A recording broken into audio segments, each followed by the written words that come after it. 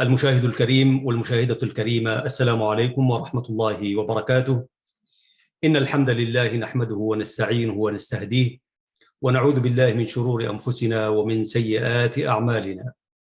إنه من يهده الله فلا مضل له، ومن يضلل فلا هادي له. وأشهد أن سيدنا محمدا عبده ورسوله، بلغ الرسالة وأدى الأمانة ونصح الأمة وجاهد في الله حق جهاده حتى أتاه اليقين من ربه، وتركنا على المحجة البيضاء ليلها كنهارها لا يزيغ عنها إلا هالك. اللهم إنا نشهدك ونؤكد على وحدانيتك، ونشهد أن نبيك محمد صلى الله عليه وسلم بلغنا الرسالة ونصحنا خير النصح، ونؤكد بأننا نؤمن أنك الواحد الأحد الفرد الصمد الذي لم يلد ولم يولد ولم يكن له كفوا أحد. ثم إن أكبر نعمة في هذه الدنيا نعمة الإسلام، وكفى بها نعمة، وإن الدين عند الله الإسلام. أيها الإخوة المشاهدون والمشاهدات الفضيات، أحييكم في رحاب هذا الشهر الكريم، شهر القرآن وشهر الإحسان والصيام والقيام. أسأل الله سبحانه وتعالى أن يتقبل منا ومنكم صالح الأعمال، إنه ولي ذلك والقادر عليه. ثم إنني في هذه الحلقة المباركة من برنامج مع اللغة العربية أتشرف أن أتحدث شيئا عن القرآن واللغة العربية، علما بأن الإسلام جاء ليهذب ويتمم مكارم الأخلاق، وفي إتمامه لمكارم الأخلاق أيضا أهدانا هذه اللغة الشريفة، اللغة البليغة، لغة البيان، اللغة العربية. واللغة العربية مرتبطة بالإسلام، حيث إن على كل مسلم ومسلمة فرض عليه أن يتعلم اللغة العربية، لأنها هي المدخل للإسلام، وفيها تعاليم الدين الإسلامي الحنيف كما ورد. حتى الذين يقرؤون القرآن الكريم بلغات أخرى لا يقرؤون القرآن، بل يقرؤوا معاني القرآن الكريم. ثم إن القرآن الكريم الذي نزل بلسان عربي مبين، كما قال سبحانه وتعالى: لسان الذي يلحدون إليه أعجمي وهذا لسان عربي مبين. القرآن الكريم لا يمكن ترجمة مفرداته وكلماته حتى باللغة العربية التي نزل بها القرآن، أنك لا تستطيع أن تغير كلمة محل كلمة، حيث ليس هناك مترادفات في اللغة العربية كما يقول اللغويون الأقحاح. ولذلك تعلم هذه اللغة العربية والتمسك بها هو جزء من الدين الإسلامي الحنيف، وأن تقرأ القرآن الكريم كما نزل بلسان عربي مبين هذا فرض وواجب على كل مسلم ومسلمة. ولذلك أنا حاولت كثير من علمائنا وعلماء اللغة أن ألتقيهم في هذا البرنامج، ولكن ضربنا أكثر من موعد، لكن لم نفلح ولم نوفق، ولأن الناس مزحومة. فقلت دعونا نتحدث عن شيء مما قرأناه ورصدناه عن القرآن الكريم واللغة العربية. ومفهوم بالدين بالضرورة، من الدين بالضرورة، أن اللغة العربية مرتبطة بالقرآن الكريم، بل أكثر من ذلك، فإن القرآن الكريم هو الذي حافظ على هذه اللغة العربية، حافظ عليها من الاندثار. وكما يقول اللغويون، وهذا مدخل للحلقة التي سأتحدث بها أو فيها، كثير اللغويون يقولون هناك كثير من اللغات اندثرت، سواء كانت عربية أو غير عربية، وسر بقاء هذه اللغة العربية كما هي عليها الآن سرها يكمن في نزول القرآن باللغة العربية، لغة قريش. ولأن هناك لغات كثيرة اندثرت حتى في الجزيرة العربية، جاء القرآن الكريم فهذب هذه اللغات ووحدها. بمعنى آخر، يعني كانت هناك لهجات محلية كثيرة في المنطقة العربية التي نزل فيها القرآن الكريم.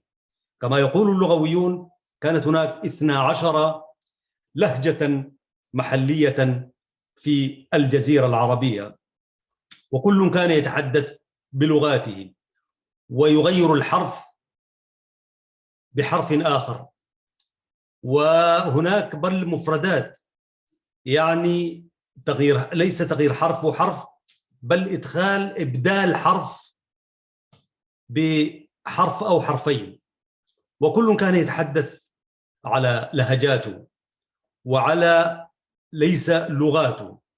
جاء القرآن الكريم فتوحدت هذه اللهجات وانصبت في ما جاء به القرآن الكريم. هذا من ناحية. من ناحية أخرى، القرآن الكريم ضبط هذه اللغة بلاغة ونحوا وتعبيرا، وأصبح القرآن الكريم بما جاء به من فصاحة وبلاغة، وكما يقول اللغويون إن بلاغة القرآن تكمن في مسألتين: في البلاغة وفي اختيار المفردة. والبلاغة هو الإيجاز. القرآن الكريم يتميز بالإيجاز وباختيار الكلمة، لأنه من لدن حكيم حميد خبير. ولذلك بعد أن نزل القرآن الكريم أصبح واللهجات المحلية في الجزيرة العربية التي دخلت طواعية في القرآن الكريم لأنه وجدوه أفصح الكلام وأبلغ الكلام، وحتى الذين لا يؤمنون بالإسلام كانوا يسترقون السمع لأنه كان يطربهم، وكان يجدون فيه بلاغة وروية وفصاحة حتى الذين لم يؤمنوا به. فالقرآن الكريم عندما جاء ونزل بلسان عربي مبين لغة قريش، يعني فبقى هنالك ضابط لمفهوم البلاغة ومفهوم اللغة والصرف وما إلى ذلك والنحو وكل المسائل المتعلقة باللغة العربية. فحافظ على اللغة العربية من الاندثار. لغات كثيرة اندثرت وحوربت هذه اللغة، سواء كان منذ مدخل التتار، غزو التتار، ثم الغزو الغربي ممثلا في حملة نابليون بونابرت وحملته الشرسة للقضاء على اللغة العربية، ثم الفترة الأتاتوركية، وكثير من المشاريع التي استهدفت هذه اللغة، لكنها كلها تكسرت أمام هذه اللغة، حيث حافظت اللغة على مكانتها بوجود شيء واحد هو القرآن الكريم. ولذلك ربط اللغة العربية بالقرآن الكريم أو العكس، القرآن الكريم باللغة العربية، هذه مسألة في غاية الأهمية للمسلم الذي يود أن يفهم لغته. وكما يقول اللغويون عزيز المستمع وعزيزة المستمعة عن أهمية اللغة العربية في فهم الإسلام الذي سبق كان مدخل، الآن سأتحدث عما كتبه اللغويون. فعن أهمية اللغة العربية في فهم الإسلام، وكأنك إذا لم تفهم اللغة العربية لن تفهم الإسلام كما نزل. يمكن أن تترجم ويترجم لك وهكذا، لكن هذا الإسلام شئنا ما بين مرتبط ارتباطا وثيقا بهذه اللغة، أي اللغة العربية. فهمك للإسلام يرتبط بفهمك لهذه اللغة، وإن كانت اللغة هي الوسيلة الأولى للتخاطب بين الناس، وهي أداة من أدوات التفكير، وهي وعاء للعلم والمعرفة تحفظها الكتابة من الضياع، لكن هذه الأمور الثلاثة كما يقول اللغويون تكاد لوضوحها تكون من البديهيات، ولكن الناس في حياتهم العملية لم يعطوا تلك البديهيات ما تستحقه من الاهتمام. ومع أنها مشتركة بين اللغة العربية وسواها، إلا أن العربية تتميز عن غيرها بأنها لغة الدين الإسلامي الحنيف. فالقرآن الكريم نزل بالعربية الفصحى. قال تعالى: إنا أنزلناه قرآنا عربيا لعلكم تعقلون في سورة يوسف. وقال: كتاب فصلت آياته قرآنا عربيا لقوم يعلمون. والرسول صلى الله عليه وسلم خاطب قومه العرب بلسانهم، قال تعالى: وما أرسلنا من رسول إلا بلسان قومه ليبين لهم. وسر هذه اللغة الذي يدخل في حظيرة الإسلام هو يتماهى معه حتى لو لم يكن من العرب. والعربية لسان، ليس لعربي في الحديث النبوي المعروف: إنما العربية لسان، وكل من تحدث العربية فهو عربي. والعروبة لا تغنيك عن الإسلام، ولكن أيضا لك ارتباط أن تكون مسلما، لا بد أن تحب العربية وتحب العرب. أنا لا أتحدث عن سلوكيات العرب والذين نراهم اليوم، لكن أن تكون مسلما مؤمنا قانتا حنيفا مسلما ومتوجها إلى الله، لا بد أن تحب هذه اللغة وتحب أهلها. ولا يكره الناس والعرب والعربية إلا من في قلبه شيء، شيء من الإيمان ليس مكتملا. وبالتالي وكما ورد في بعض الأحاديث النبي صلى الله عليه وسلم: أحب العرب لثلاث، قال: لأني عربي، والقرآن نزل باللغة العربية، واللغة العربية لغة أهل الجنة في الجنة. وهكذا فإن الأساسين الأولين لهذا الدين هو القرآن والسنة النبوية، وهما نزلا باللغة العربية، ولا يمكن فهمهما ومعرفة أسرارهما واستنباط الأحكام منهما لغير المتمكن من هذه اللغة المباركة. وقد أدرك الأئمة الأقدمون أهمية اللغة العربية في فهم كلام الله سبحانه وتعالى، الذي ليس حدث لكنه هو الذات الإلهية وكلام رسوله صلى الله عليه وسلم. فهذا الإمام الشافعي رحمه الله يقول عنه زوج ابنته، يقول: أقام الشافعي علم العربية وأيام الناس 20 سنة. فقلنا له في هذا المقام فقال: ما أردت بهذا إلا استعانة للفقه. 20 سنة، أي ظل 20 سنة يتبحر في اللغة العربية وعلومها ليفقه ويفهم القرآن والسنة النبوية الشريفة. ولا يستغرب منه هذا، فهو الذي يقول: أصحاب العربية جن الإنس يبصرون ما لا يبصر غيرهم. وكان علماء الدين يقولون: من تكلم في الفقه بغير لغة تكلم بلسان قصير، والمقام لا يتسع للتفصيل كما يقول الكاتب. من تكلم في الفقه بغير لغة، ويعني هنا العربية، تكلم بلسان قصير. واللغة العربية عزيز المشاهد وعزيزة المشاهدة بحر لا ساحل لها، أي بحر لا ساحل لها. بعض علومها من النحو والصرف وعلم المعاني وعلم البيان وعلم البديع إلى آخره. وكان في الجيل الأول جيل الصحابة رضوان الله عليهم أجمعين كانت لهم ملكة وسليقة لأنهم عرب. ثم لما انتشر الإسلام في شتى البلاد واختلط العرب بالمسلمين الجدد بالمصاهرة والمعاملة والتجارة والتعليم، دخلت في لسانهم العجمة وبدأ الخطأ في الكلام، فخفضوا المرفوع ورفعوا المنصوب وما إلى ذلك.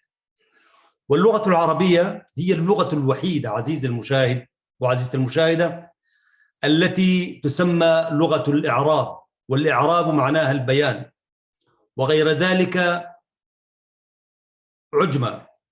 والعجمة تعني الشيء الغير واضح والغير معروف الذي لا يستطيع أن يفسح. كل لغات الدنيا هي لغة عجمة ما عدا هذه اللغة، هي اللغة العربية لغة الإعراب. يعني حتى في حديثنا نقول أعرب عن كذا. الإعراب معناه الشرح والتفصيل والتوضيح والبيان.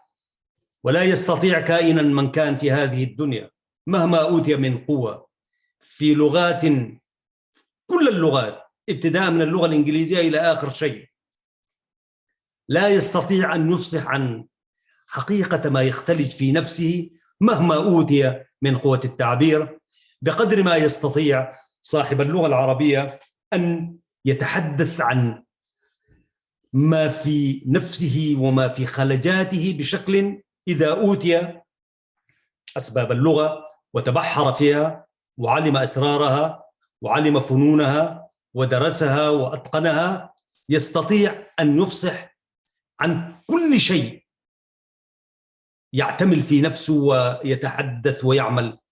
وإذا أخذنا مثال على ذلك، رجل واحد آتاه الله يعني ملكة اللغة، وخلينا نقول على اللغة الإنجليزية واللغة العربية،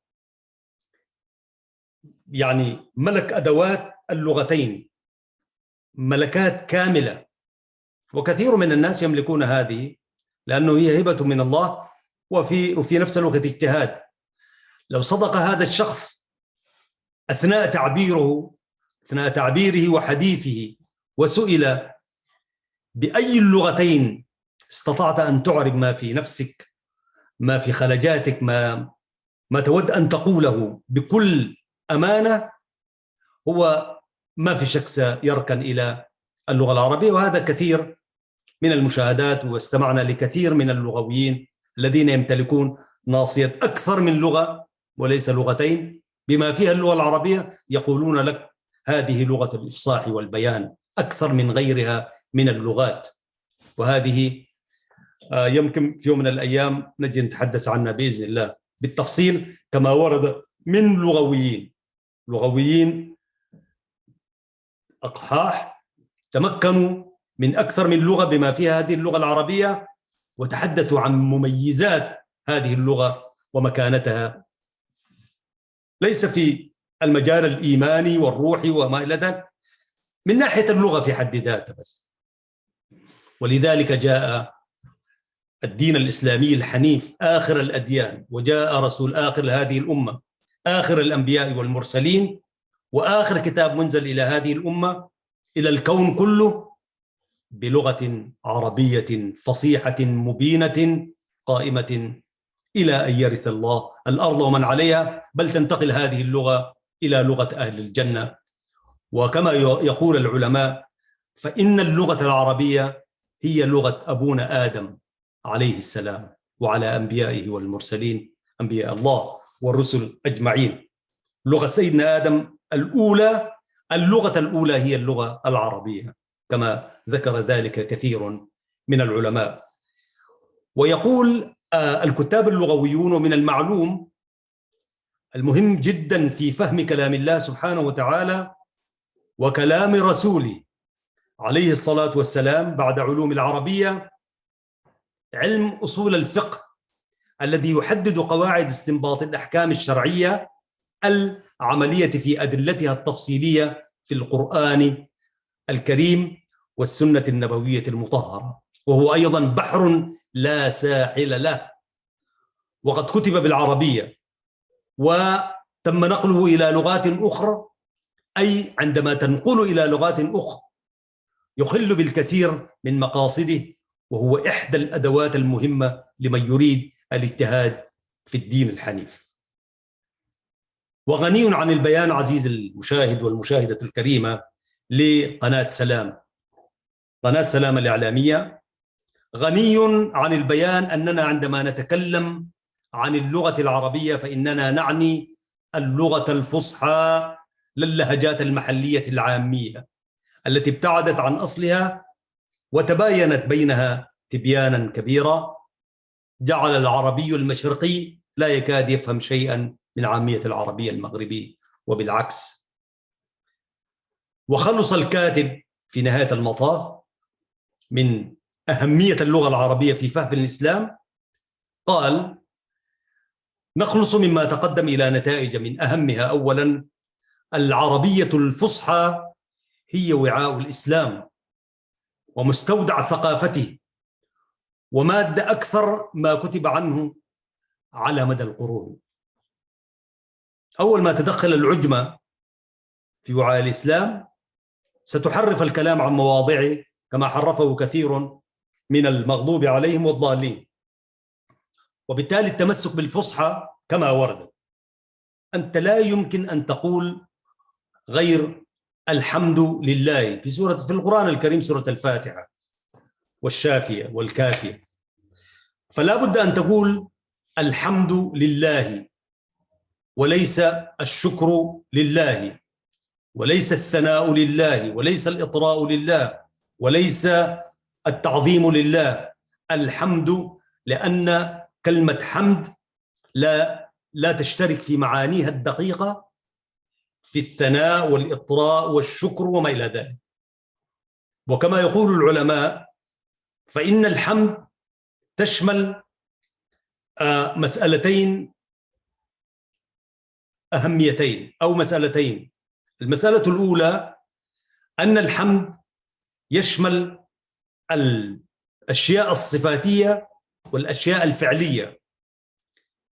الصفاتية الله سبحانه وتعالى بكل صفاته العظمى وبكل أفعاله الكونية والبشرية، فبخلاف الشكر لا يشمل إلا فعل، شيء فعل، شخص يفعل لك شيئا فتشكره، تقول أشكر فعل هكذا، أنت لا تحمد الشكر الفعل عفوا. لا، الحمد يشمل الصفة والفعل، والشكر فقط هو للفعل. أما الثناء يشمل الصفة فقط، وهكذا. يعني أنت إذا استبدلت الحمد لله على سبيل المثال، دار تقول مثلا الشكر لله وأنت تقرأ في سورة الفاتحة، أنت أخليت بالمعنى تماما. ولذلك في القرآن الكريم وفي اللغة العربية التي نتحدث علاقة اللغة العربية بالقرآن الكريم اللي هي لغة البيان والإيجاز والإعجاز، ليس مندوحة لك أن تستبدل كلمة بكلمة حتى لو كانت عربية فصيحة، لأنه لكل كلمة معنى معين، وكما يقول العلماء ليس هنالك مترادفات في هذه اللغة العربية أبدا، قد تشتمل في معاني كثيرة لكن كل كلمة لها معنى معينا، وكما أشرنا إلى الحمد والشكر والثناء والإطراء والعظم وما إلى ذلك من الأشياء الكثيرة. وبالتالي هذه الخلاصة التي خرج بها الكاتب، يقول العربية الفصحى هي وعاء الإسلام ومستودع ثقافته. الخلاصة الثانية، يجب على المسلم الذي لا يعرف العربية أن يقف عند حدود علمه، فلا يجاوز تلك الحدود عند الحديث عن الإسلام. نعم، كثيرون من الناس بلغوا عني ولو آية كما ورد في الأحاديث وهكذا، وأننا أمة دعوة، لكن هؤلاء الدعاة ينبغي أن يفهموا هذه اللغة العربية فهما دقيقا سليما قبل أن يتوجهوا بالدعاء إلى الناس. يجب على المسلم الذي لا يعرف العربية أن يقف عند حدود علمه، فلا يتجاوز حدود أحاديثه عند الحديث عن الإسلام. ثالثا، وكذلك المسلم الذي يعرف العربية مؤهل أيضا للفهم في حدود معرفته. أما الاجتهاد والحكم على أقوال الأئمة بالصواب والخطأ والقوة والضعف فله أهله، وهو مقصور على من يمتلك أدواته، واحدة منها هذه اللغة العربية. وبعدين طبعا التفقه في الدين يعني مسألة في غاية الأهمية، ومن يرد الله به خيرا يفقهه في الدين كما ورد في الحديث النبوي الشريف. لكن بغير العربية وفهمها وفهم أسرارها وفهم بلاغتها وقواعدها ونحوها وصرفها وما إلى ذلك قد يجانب الصواب. رابعا، يقول الذي لا يعرف قواعد البيان العربي ومقاصد خطاب العرب يقع في أخطاء في الفهم، ويستنبط من القرآن والسنة معاني بعيدة عن مقاصد الشرع الحنيف. خامسا، لا بد كذلك من معرفة عادات العرب أيام نزول الوحي. هذا القرآن الكريم نزل بلسان عربي مبين، يحكي عن قصص ويحكي عن روايات. نحن نقص عليك أحسن القصص، أحسن القصص بما أوحينا إليك. كلمة أحسن دي في هذا القرآن لا تقدر تستطيع تبدلها بأي كلمة أخرى، لأنه أحسن ليس أفضل. ولذلك فهم أيام العرب ونزول الوحي، لأن القرآن نزل مراعيا عرفهم في الخطاب. سادسا، يقول الكاتب: ينبغي بذل الجهد في نشر العرب، أي في نشر العربية بين المسلمين الذين لا يعرفونها. تعلموا العربية وعلموها الناس. ورد في الأثر على كل مسلم بالمناسبة يتحدث اللغة العربية وهو مسلم أن يحاول أن ينشر هذه اللغة بين أوساط الناس غير العرب، وهم عرب أصلا. مجرد ما تحدثت اللغة العربية أنت عربي. ولذلك نشرها بين المسلمين غير العرب ضرورة مهمة، وتقويتها بين الذين يعرفونها كذلك مهم. وإن كان قد تغرب الأعراب اليوم، فهذا من خير ما يعينهم في فهم القرآن الكريم والسنة النبوية الشريفة والعلوم الإسلامية. مشاهدينا الكرام، فاصل قصير وأعود إليكم بعد قليل، فكونوا معنا في هذه الحلقات الاستثنائية التي تأتيكم في هذا الشهر الفضيل، شهر القرآن الكريم، وحلقة في برنامج مع اللغة العربية.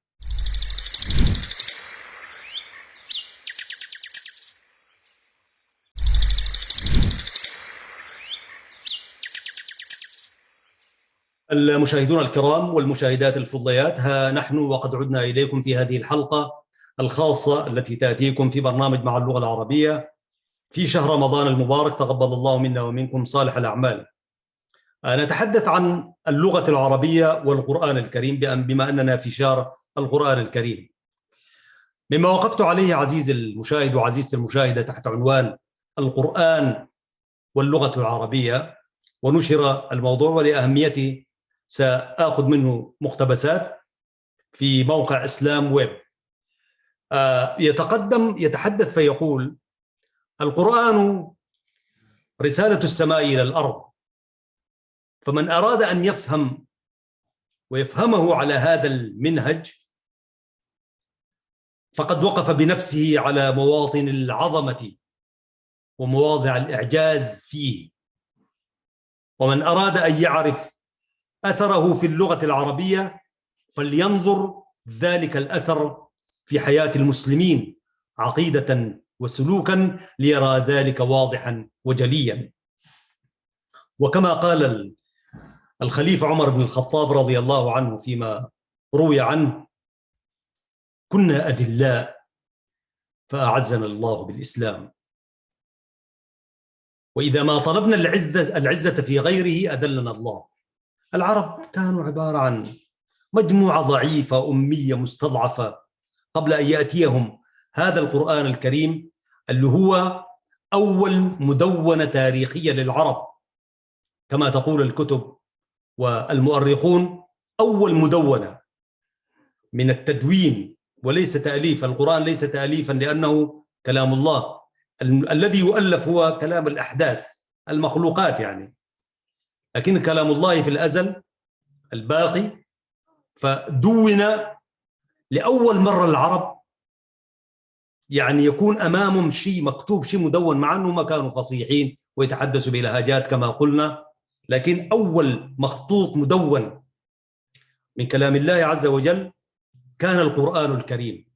هذا القرآن الذي بين دفتيه يعني كل القيم والأحكام والتعاليم والشرائع والحدود والدنيا والآخرة، هذا رفع من شأن سلوك المسلمين. أولئك الأميين، أولئك الذين لم يكن لهم شيء، فسادوا هذه الدنيا وملكوها وحكموها، قبل أن يعني تقطعوا وتفرغوا أيدي سبأ، وضاعت منهم أشياء كثيرة، ولكن لا زال الخير في أمة الإسلام ما دام القرآن قائم موجود، وآل الله وخاصته محفوظ في صدورهم هذا القرآن الكريم. لن تموت هذه اللغة العربية مهما عمل الناس من حربها وما إلى ذلك، فسيعود الناس إلى رشدهم وإلى قوتهم وإلى عزتهم إذا ما عادوا إلى حظيرة الإسلام وتمسكوا بأولا اللغة العربية، لأنها هي المفتاح لفهم الدين الإسلامي الحنيف، ولأنها أيضا يعني الناس كيف ابتعدت من قيم الدين. أول الابتعاد كان من اللغة العربية بالمناسبة، لأنه أنت لما تبتعد من القرآن من اللغة العربية ستبتعد من القرآن الكريم. ابتعدت من القرآن الكريم والسنة ابتعدت عن الإسلام. هذه هي النتيجة، وخير شاهد على ذلك نرجع 100 سنة لتاريخنا الإسلامي بنقرأ فيه كل هذا الذي نشير إليه إشارات عابرة. ويقول الكاتب في إسلام ويب: ولكن قد تقصر الأفهام عن المراد من آية من آياته سبحانه وتعالى، فيظن أنها جاءت على غير ما تعارف عليه أهل اللغة، وقد يعجز البصر عن الوصول إلى إعجاز نحوي جاء في أثناء آية في متن الآية، فيذهب الظن إلى أن القرآن قد تجاوز قواعد اللغة وما تعارف عليها أهلوها، وهذا لا شك قصور وعجز في الإنسان عن إدراك لغة القرآن وأساليبه البيانية. هذه اللغة بالمناسبة وبالذات لغة القرآن الكريم وأنت تقرأها تهذب لغتك وتهذب مزاجك وتهذب سلوكك وتهذب أفكارك وانطلاقاتك للأشياء، لأنها كتاب رب العالمين، ومحال أن يناله تجاوز، محال، أو خطأ أو مجافاة للذوق اللغوي، بل كما قلت جاء القرآن الكريم فضبط هذه اللغة العربية، وهي أكثر اللغات انضباطا على مستوى العالم بالمناسبة، وأكثر اللغات فوضوية في هذا الكون الذي نعيشه. كما قال اللغويون يعني حذاق، قالوا أكثر اللغة فوضوية هي اللغة الإنجليزية. بالمناسبة الناس اللي بتتشعلق بها وتتشبث بها وما إلى ذلك، أكثر لغة فوضوية ما عندها ضابط، لا ضابط لغوي. بالمناسبة بعدين اللغات لما تكون مضبوطة لغويا هي تضبطك أخلاقيا كمان بالمناسبة. فالفوضى في اللغات بتحدث فوضى في الأخلاق، فوضى في السلوك يعني. ولذلك رحم الله شاعر القرن كما يسميه ابن شاعرنا الأستاذ فراج الطيب السراج، يسمي والده الطيب السراج، الشيخ الطيب السراج، يقول شاعر القرن. فبيقول في واحدة من قصائده اللي أنا إن شاء الله يوم كده حاجي أحكي عن القصيدة، ولكن دعوني شوية أقرأ لكم جانبا من أبياتها التي يعني كتبها، ودلالة أنا داير أشير إلى البيت الذي أعنيه. اللغة، أي لغة بتحمل في أحشاء قيم ومثل وأخلاق وسلوك، أي لغة في الدنيا. وهذه اللغة العربية التي جاء بها القرآن الكريم لغة آخر الأنبياء وآخر كتاب منزل من السماء إلى الأمة، بتحمل في داخلها قيما ومثلا جاء بها الإسلام، ولذلك جاءت بهذه آخر الرسالات نزلت بهذه اللغة العربية. الشيخ الطيب السراج وهو يتحدث كتب قصيدة تحت عنوان التجديد. التجديد يعني لما سمع انه في مصر مجمع اللغة العربية داير يعمل يجدد في هذه اللغة ويحفظ لها مكانتها بعد أن تراجعت في فترات الاستعمارية، زي ما ذكرنا مثلا الفترة بتاعت الحملات الفرنسية وفترة المغول والفترة الأتاتوركية وغيره وغيره يعني. فمجمع اللغة العربية قرر ذات يوم أنه داير يعيد مجد اللغة العربية ويعيد لها مكانتها.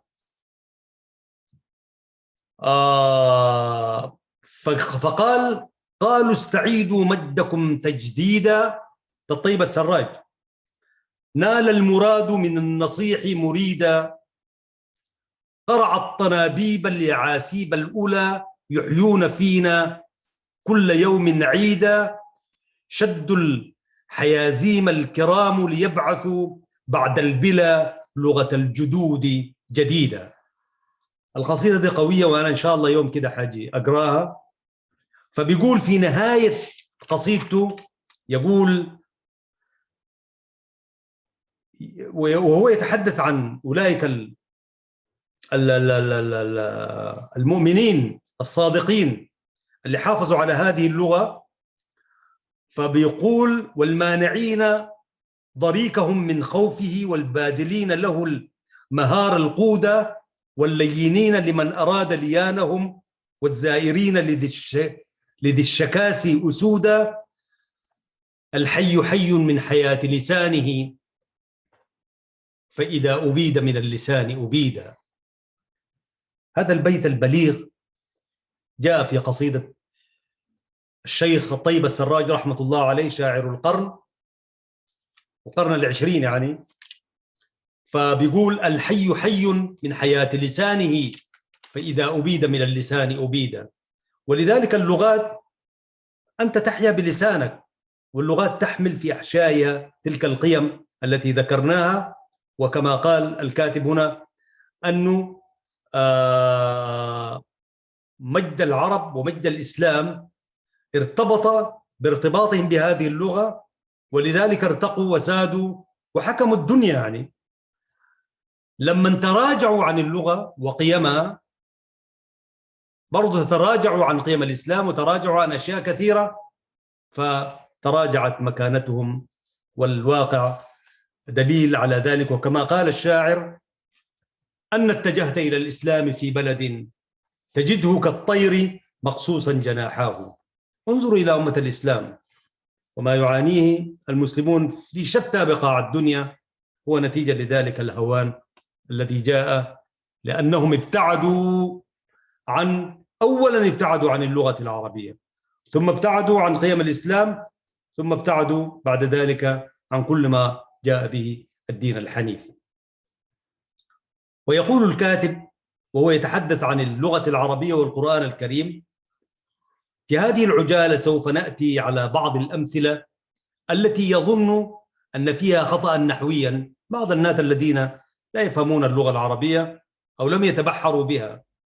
وهذه اللغة العربية أنا كما قلت ذات يوم وصفها بعض الناس على أنها هذه اللغة العربية باب من حديد وبيت من خشب. أنت كيف تكسر هذا الباب الحديد ده؟ يعني هو خش أفهم بلاغته وأفهم علم الصرف والنحو والبلاغ والبيان وتبحر في هذه اللغة. هذا الباب الحديدي إذا ما كسرته ودخلت جوا اللغة العربية، جوا بيت من خشب تستطيع أن ترتبه. خشب مش ضعيف ومهانة وهكذا، لكن الخشب تستطيع أن ترتبه ترتيب جميل، تستمتع ببيانه، تستمتع ببلاغته، تستمتع حتى بالفصاحة وكيف يعني اللغة العربية لغة اشتقاق، يعني الكلمة الواحدة ممكن تطلع منها تشتق منها معاني كثيرة.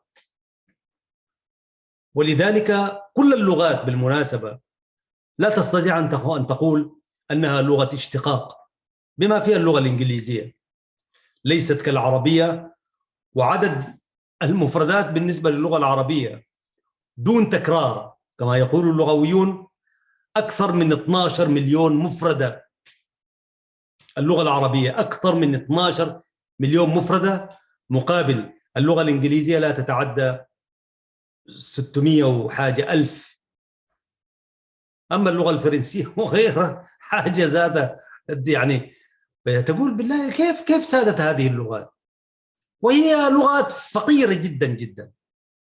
وبالتالي اللغة العربية هي أغنى اللغات في كل لغات الدنيا الموجودة من حوالينا. خليك من اللهجات تتقاصر ولا تستطيع أن تقول ذاته، تجي عناية. حتى اللغات من حيث الغنى، يعني إذا كنت عزيز المشاهد والمشاهدة الكريمة تخيل أن الأسد له 50 اسم، الأسد بس. والسيف حدث ولا حرج، الأسد ده اسمه له 50 اسم، عفوا 500، عفوا الأسد له 500 اسم، وحنجي لها إن شاء الله إذا لقينا من الوقت حنتحدث عنه. فيقول الذين لا يعرفون فنون اللغة ومكانتها يفتكروا أن هنالك خطأ نحوي أو أنها تجافي لسان العرب ومعهودهم. ويقول الكاتب: نبين توجيه العلماء لها. المثال الأول: قال الله تعالى في كتابه العزيز: إن مثل عيسى عند الله كمثل آدم خلقه من تراب ثم قال له كن فيكون. سورة آل عمران الآية 59. الإشكال الذي وقع أو الإشكال الذي قد يرد هنا قوله تعالى فيكون، حيث جاء الفعل مضارعا ثم قال له كن فيكون، مع أن الحدث قد حصل وانتهى.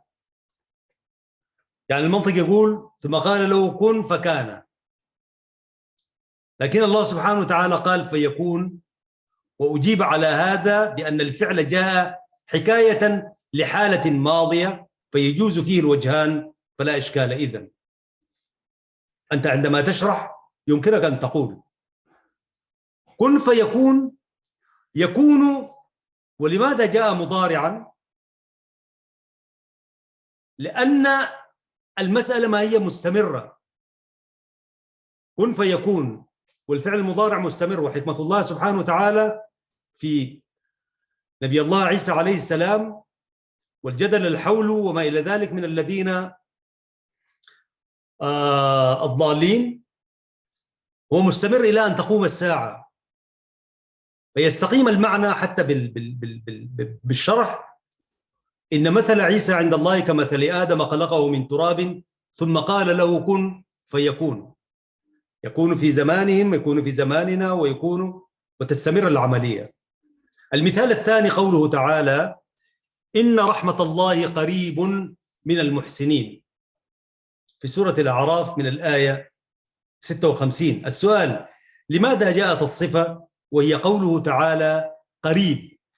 إن رحمة الله قريب من المحسنين، مخالفة للموصوف وهو قوله رحمة.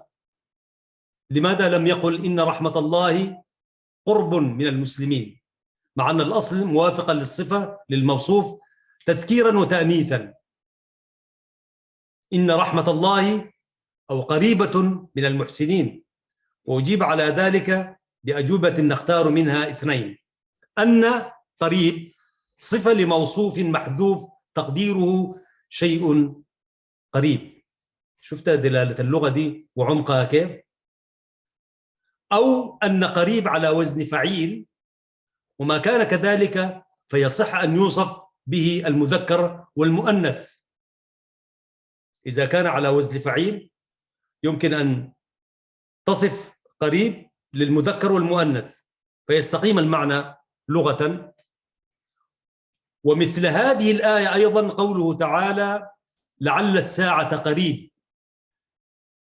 ممكن واحد عاجي يقول لك لعل الساعة قريبة، لعل الساعة قريب في سورة الشورى الآية 17، والتقدير في الآية لعل مجيء الساعة قريب، وهذا جائز بلا خلاف يذكر. أما المثال الثالث قوله تعالى والله ورسوله أحق أن يرضوه في سورة التوبة الآية 62. السؤال: لماذا جاء الضمير في قوله يرضوه بصيغة المفرد؟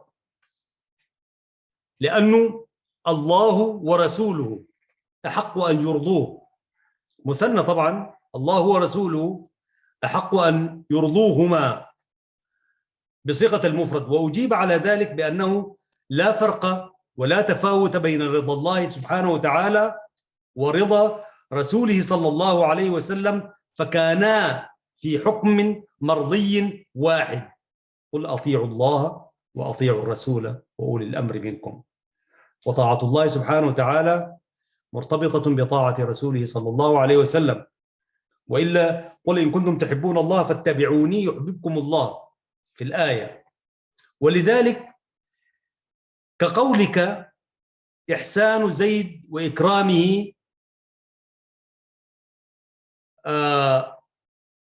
جبر، وذلك أن تقول هو من باب التقديم والتأخير. وعلى هذا يكون المعنى والله أحق أن يرضوه ورسوله كذلك. الإمام محمد بن متولي الشعراوي رحمة الله عليه في دراساته وخواطره هو يقول أنا لا أشرح القرآن الكريم لأنه يعني عنده تأملات لطيفة جدا. يقول نحن البشر حدث، والفاعل هو الله سبحانه وتعالى الباقي الذي لا يمكن أن يدخل في الأحداث. وكيف الحدث يتحدث ويشرح عن مقاصد ومعاني الخالق العظيم الله سبحانه وتعالى. لذلك يقول أنا أتحدث عن خواطري في القرآن الكريم. يعني تأدب من عالم جليل وعالم يعني جدد في التبحر في معاني وتأمل كتاب الله سبحانه وتعالى من الناحية اللغوية والناحية البلاغية، شيء فظيع يعني. ولذلك هو دائما يقول إنه وهو يتحدث عن خواطري في القرآن الكريم وليس الشرح والمعاني للقرآن، وعنده ارتباطات وتأملات في غاية الأهمية وهي منشورة، وجزاه الله خيرا على ما قدم. اللهم ارحمه برحمتك التي وسعت كل شيء. المثال الرابع عزيز المشاهد لضرورة يعني تأمل كتاب الله، وأنت برضو تحتاج إلى أدوات التمكن من هذه اللغة العربية لتفهم المعاني.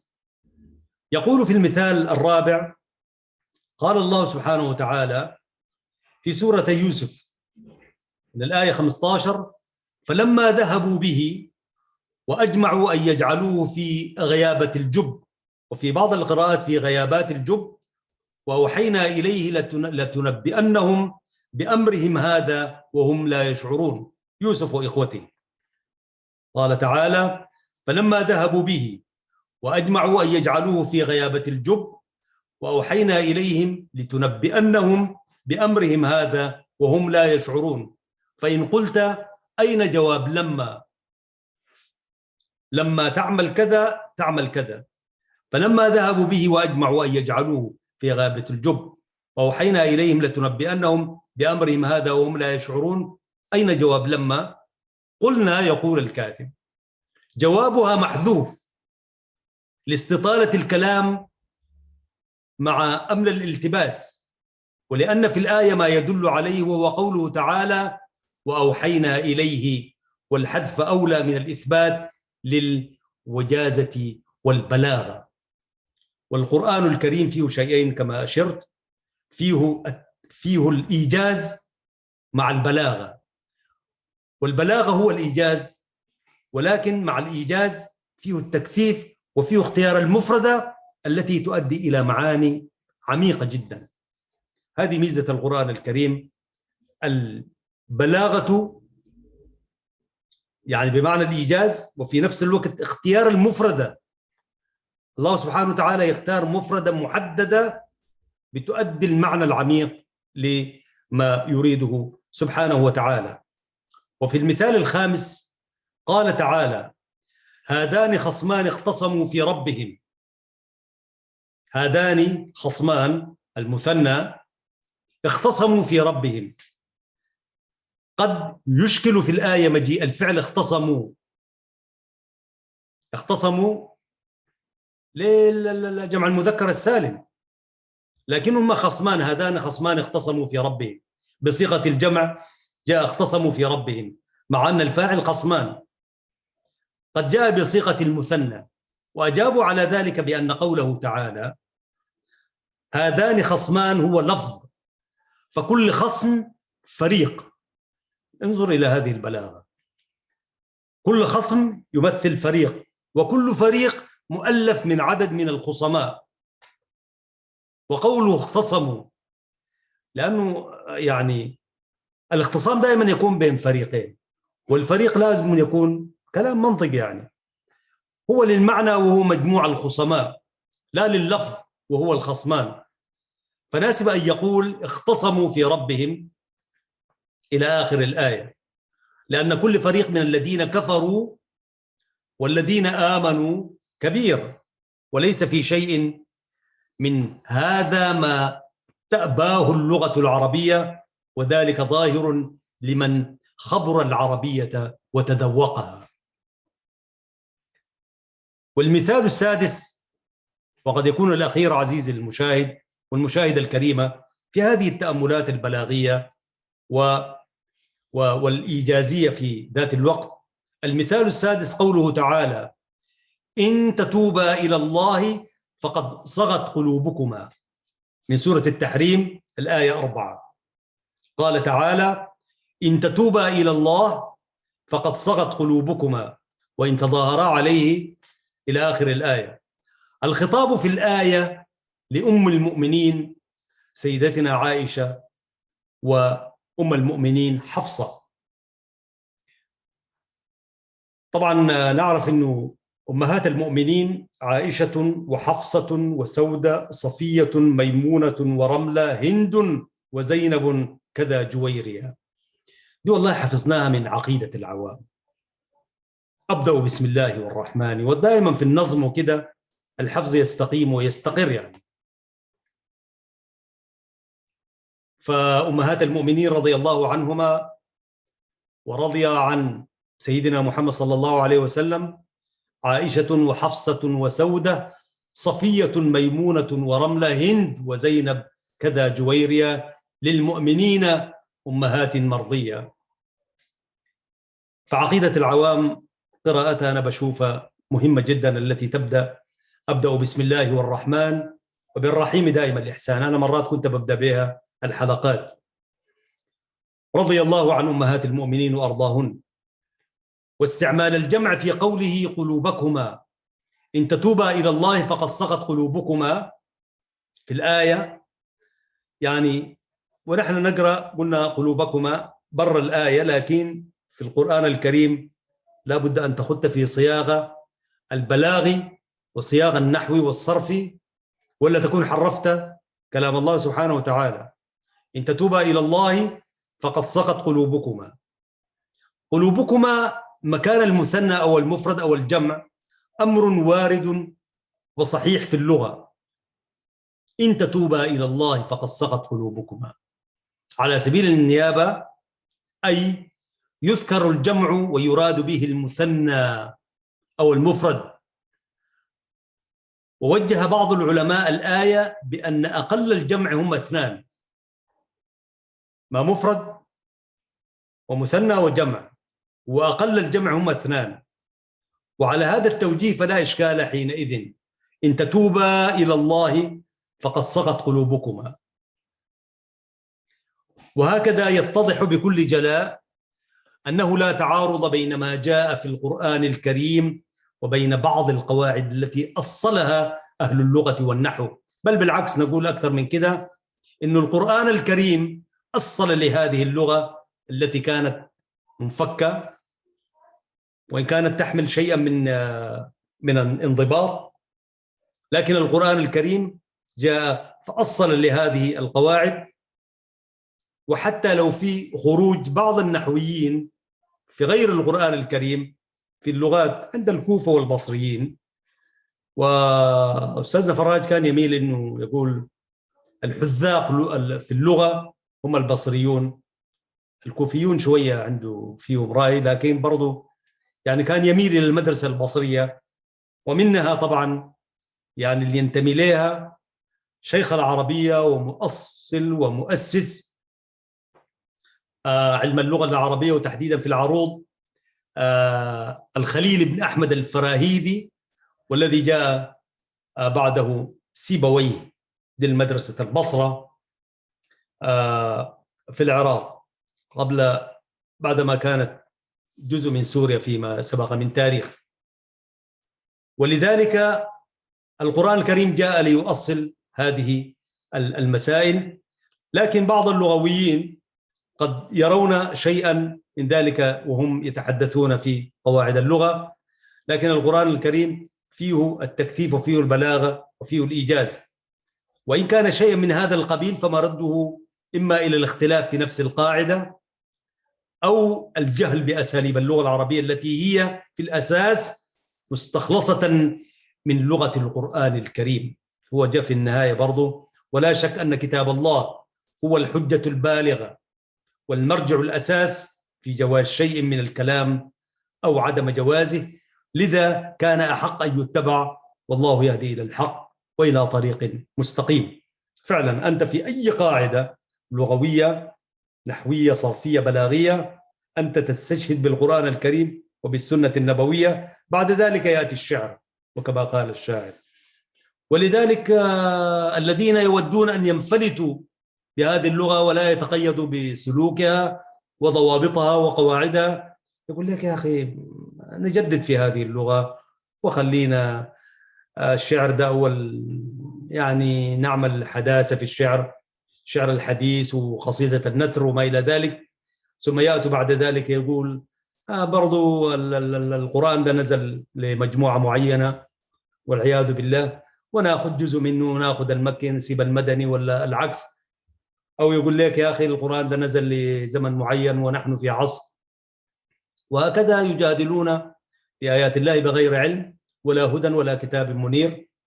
نسأل الله سبحانه وتعالى مشاهدينا الكرام أن يحفظنا بحفظنا لهذه اللغة وحبنا لها، وفي نفس الوقت يفقهنا في ديننا ونفهم القرآن الكريم كما نزل على نبينا محمد صلى الله عليه وسلم وكما اتبعه الصحابة رضوان الله عليهم أجمعين. فاصل قصير، وفي الجزء الأخير برضو نتحدث عن شيء مما أراه مناسب ومهم في دور القرآن الكريم في بقاء اللغة العربية إن شاء الله، فكونوا معنا. أعود إليكم بحوله تعالى بعد قليل.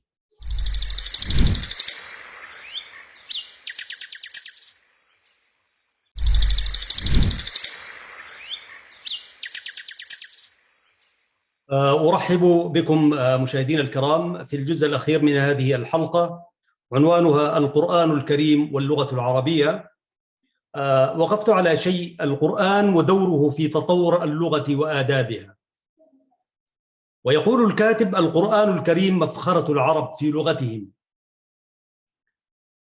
إذ لم يتح لأمة من الأمم كتاب مثله، لا ديني ولا دنيوي، من حيث البلاغة والتأثير في النفوس والقلوب، سواء حين يتحدث عن عبادة الله الواحد الأحد وعظمته وجلاله، أو عن خلقه للسماوات والأرض، أو عن البعث والنشور، أو حين يشرع للناس حياتهم ويقيمها على نهج سديد يحقق لهم السعادة في الدارين الأولى والآخرة. بالمناسبة يعني أحيانا وأنا أتصفح في الفيسبوك وكده ألاقي من الذين جن عقلهم، لأنه جن يعني ستر، يعني ستر عقلهم والعياذ بالله، يعني ربنا يشفيهم، أصيبوا بالجنون يعني. فمع أنه هو فاقد لوعيه وفاقد مجنون، شفاهم الله. والله كذا واحد أنا شفته يقرأ القرآن الكريم وهو مختل عقليا في سلوكه، حتى تلقاه لباسه كده. وقد تكون شفت عزيزي المشاهد كثير من الفيديوهات منشورة، يقرأ كتاب الله سبحانه وتعالى يعني بتجويد وبترتيل جميل وبحفظ، وهو الذي فقد عقله تماما. فأقول سبحان الله، حتى في صدور المختلين عقليا هذا القرآن موجود. وصدق حين قال إنا نحن نزلنا الذكر وإنا له لحافظون.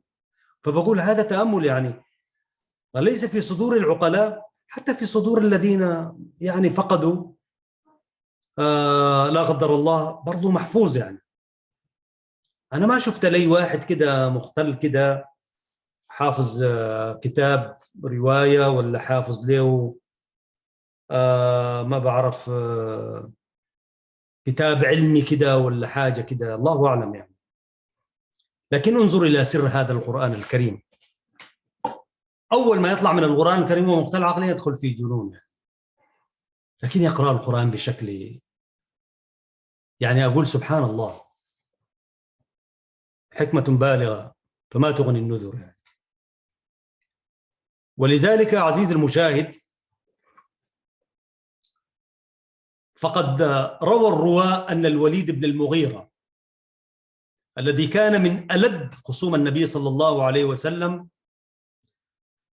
سمعه يتلو آي من الذكر الحكيم، فتوجه إلى نفر من قريش يقول لهم: الوليد بن المغيرة، والله لقد سمعت من محمد كلاما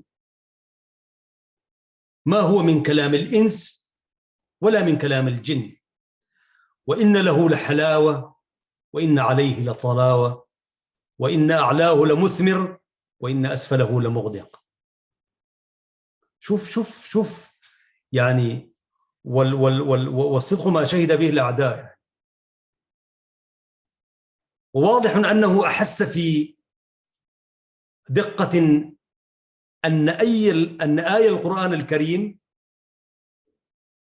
تباين كلام الناس من فصاحتهم، يعني ليس ككلام الناس، كما تباين كلام الجن الذي كان ينطق به كهانهم، إنه ليس شعرا موزونا مما كان يدور على ألسنة شعرائهم، ولا سجعا مقفا مما كان يدور ألسنة كهانهم وغيرهم من خطبائهم، إنما هو نمط وحده فصلت آياته بفواصل تطمئن عندها النفس، وتجد فيها كل ما يتصل بها من ألفاظ روحا وعذوبة.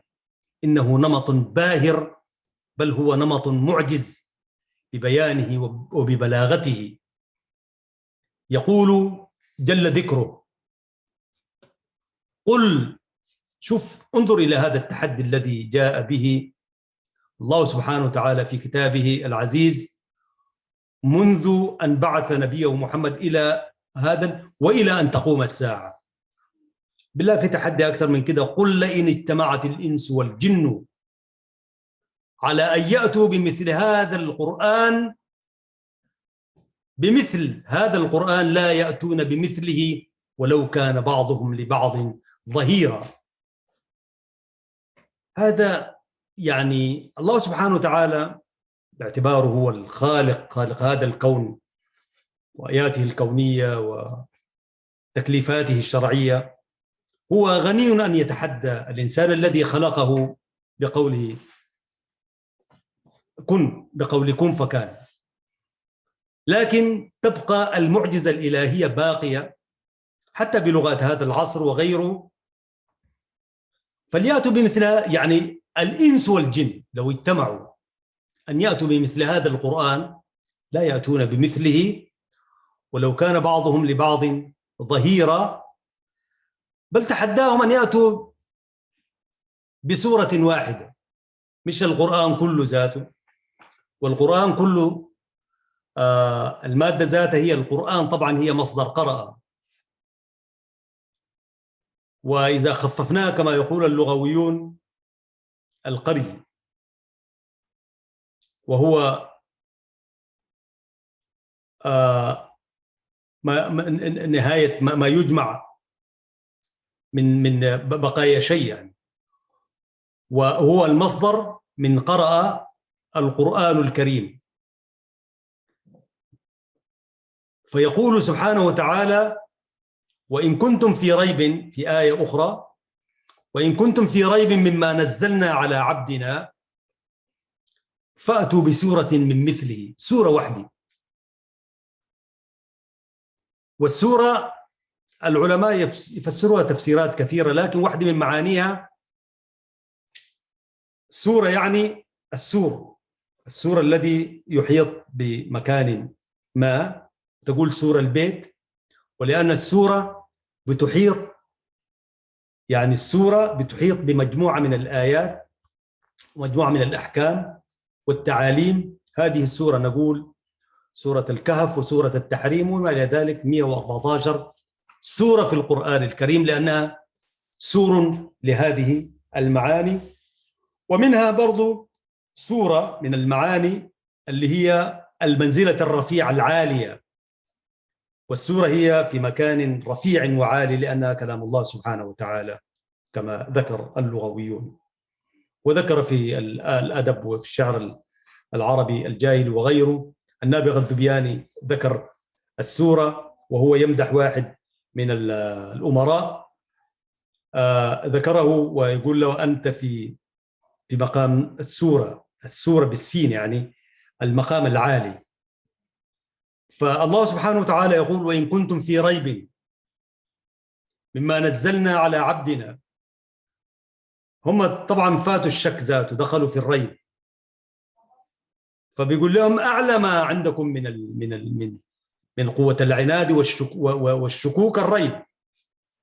حتى سبحانه وتعالى لما قال في كتابه العزيز: ألف لام ميم كتاب لا ريب فيه، في سورة البقرة،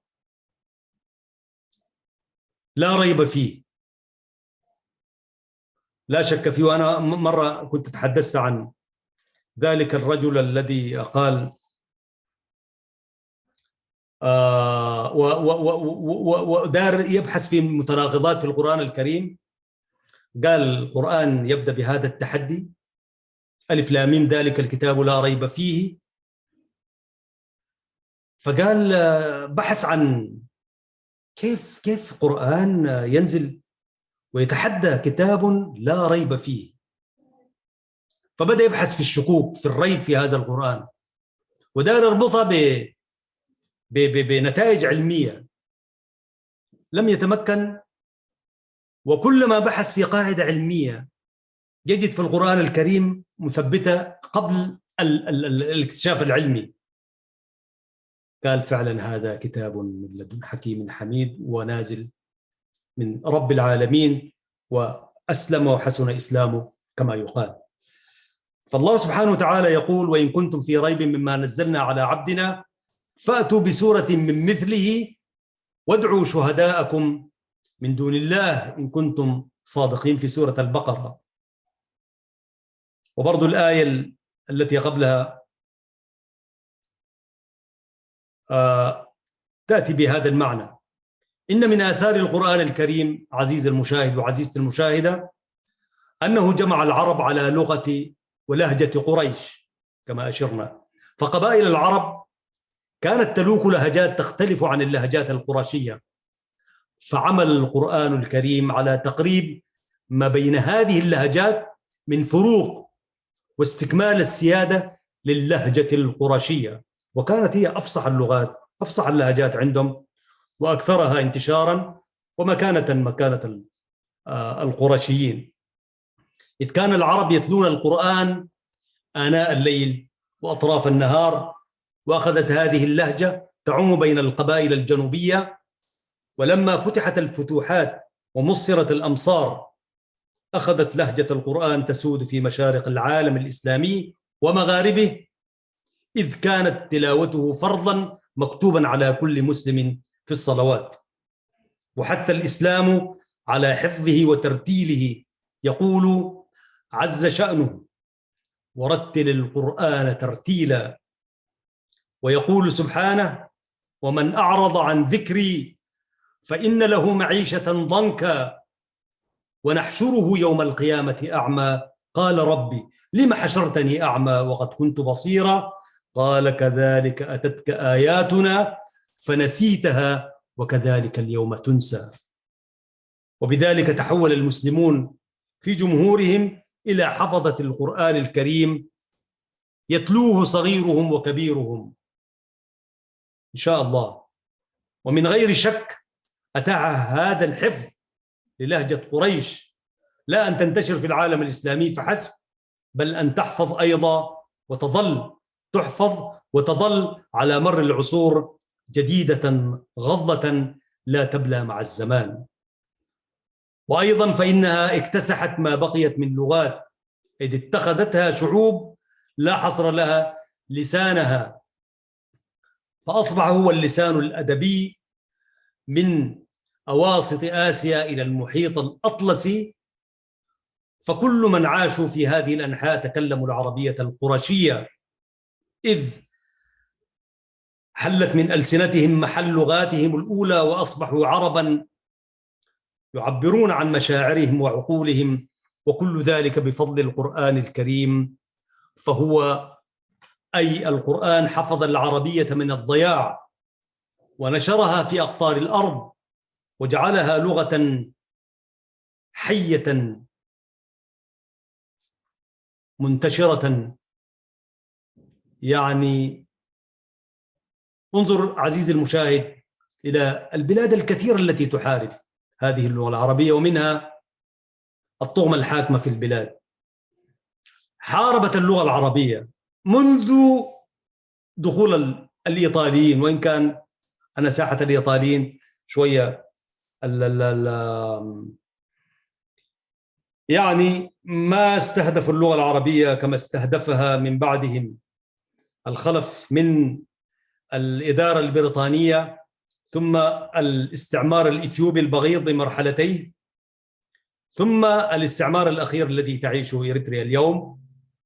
هذه اللغة العربية حوربت حربا شعواء، حرب منظمة، ما خلوا شيء وإلا عملوه، إلى أن دخلوا بين المرء وزوجه،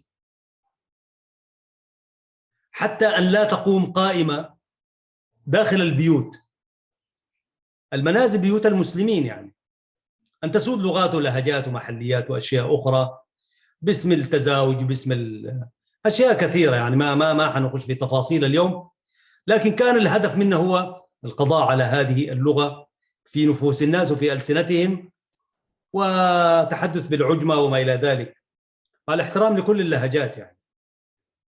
لكن تبقى اللغة العربية هي لغة المسلمين، وكانت إلى عهد قريب كما قلنا، حتى في الأديرة كانت لغة الأديرة والكنائس هذه اللغة العربية، فحوربت. فهل تمكن أولئك الذين حاربوا هذه اللغة العربية، وأنا أتحدث عن إريتريا الآن، هل تمكنت تلك القوى التي أوتيت من الإمكانيات المادية والسياسية والسطوة والاجتماعية وهيبة الحكم وبسطته وجبروته وعنفه وأي كل شيء، هل استطاعت أن تقضي على هذه اللغة العربية؟ لم تستطع. لماذا؟ لوجود القرآن الكريم.